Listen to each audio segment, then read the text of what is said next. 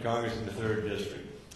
And a little word of warning to you, if you don't want to put your future in the hands of Jason Chaffetz, vote for me.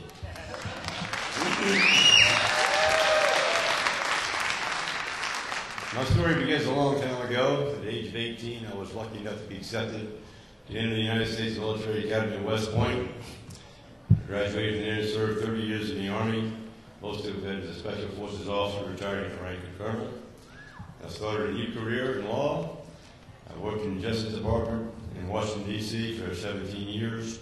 My job was to travel around the country and try lawsuits that were filed against the United States government to contest their activities. Sometimes we had to win, sometimes we had to lose, but nevertheless, I was the government's lawyer for 17 years in Washington. I know a lot about how that operation works there. I know a lot about the people who serve there, and I can tell you we could do a lot better. Thank you. I know you know that I hate to state the obvious because we have to be aware of the problem. The problem we face in America today is a big problem. America is a big country. It spans the globe in more ways than you can imagine. It has more influence than any country in the history of humanity.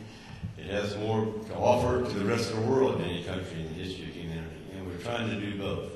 We're trying to live up to our obligations and meet our needs. However, the government for the last few decades has been doing the wrong things. They've been giving money to our enemies.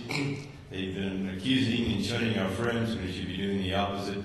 So the way the government behaves now makes no sense. And the only way we can change that is to change the people who serve in the Congress of the United States.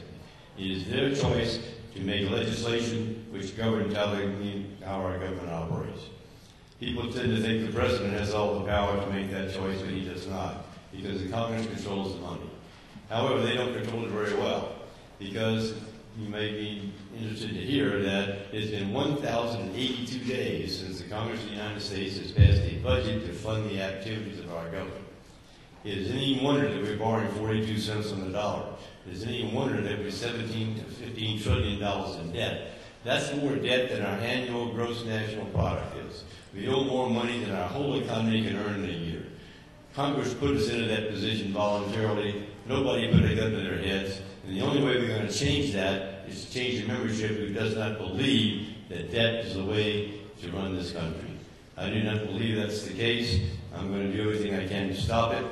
I'm going to start with a requirement in Congress that be passed that the annual budget must be executed by the 30th of September every year, or all benefits and all pay for all members of Congress are forfeited permanently until it's passed. There's so much to tell you in so little time. I can't tell you much about America in 3 minutes, but if you'll give me your vote next week at convention and give me 6 months to beat Mr. Chaffetz up with, I guarantee you'll learn a lot about it.